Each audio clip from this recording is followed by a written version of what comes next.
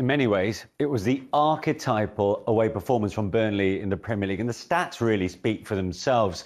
But looking at the equalising goal, 11 minutes on the clock, both subs played their part. This was always the danger, though, wasn't it, for Chelsea? They stay in the game. That's what they do. They never panic, and they do that. They wouldn't, irrespective of where their league position are, they won't panic either. You know, they will keep clawing out results. And none more so than this. Didn't deserve anything from the game. Westwood turns that ball into the far post, headed down. Two subs combine, and Vidra tucks it away lovely. But it's a first-time cross from Westwood there. Wonderful cross to the back post. The Chelsea defenders are caught surprised, and it's just the knockdown there from Rodriguez to Vidra, and it's a good finish over the goalkeeper Mendy. Well, Chelsea players and manager will be kicking themselves, really, to be honest with you, because they know they've let 3 points slip there, so it's something they'll be working on. They could have actually lost the contest. I mean, Burnley had 2 late breaks here, Tim.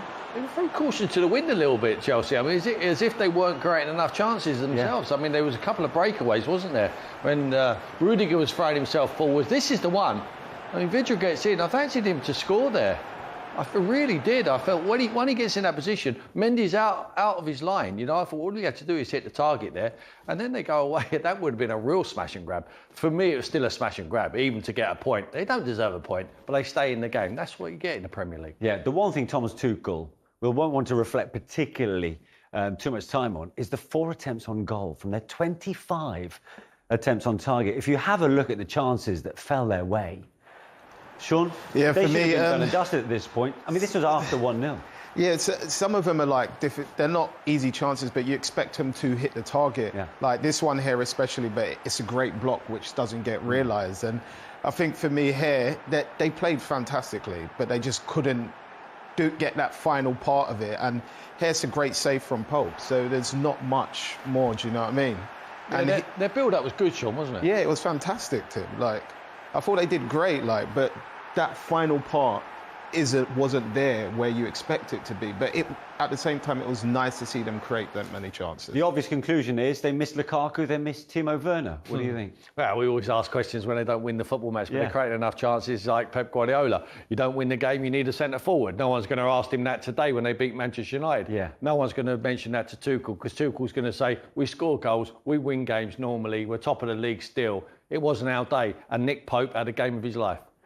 It's only the second time Chelsea have dropped points at home in the league this season. Let's get the thoughts of their manager. Here's Thomas Tuchel. Thomas, is it fair to suggest that that's been a frustrating 90-plus minutes for you this afternoon? It's been a fantastic 90-plus minutes when you look at the performance, the energy and the quality we put on the pitch. This can happen in football. This can only happen in football. That's why everybody loves the game. That a team can steal the points if the other team forgets to score the goals that they deserve. And this is what happened today. But I'm impressed by the effort, the attitude and the quality. We did a fantastic match. And sometimes you don't get the result. It's like this. In terms, though, of the amount of chances you created, some of them quite clear-cut, there must be a feeling of a slight disappointment. Of course we are disappointed because like if we play this game 100 times, we win it 99 times. But today was the day where we did not win it, and it's on us to score the second goal that would have decided, because it's always possible that you miss one ball, you miss one cross of them, and this can happen on high level football. We don't want it to happen, but it can happen. But like I said, it's on us. It's our fault. We should have scored. We created so much chances that we should have scored the second one and win the game. Paul, and Manchester City, particularly this season, how painful could that draw be for Thomas Tuchel, do you think? Yeah, it could be, but all teams are going to go through this. We've seen Man City suffer. You know, they dominate games, can't get the ball in the back of the net. You need to be clinical. You need to take chances. To only hit the target 4 times with 25 attempts is a poor return. But I agree with Thomas there. This team were great today. You know, it's really difficult. The emotion is that you've only got 1 point, but you have to be honest with your players. Yeah. He has to go in there and tell them how well they played today. If they continue to play like that, they'll win more than they lose. Yeah.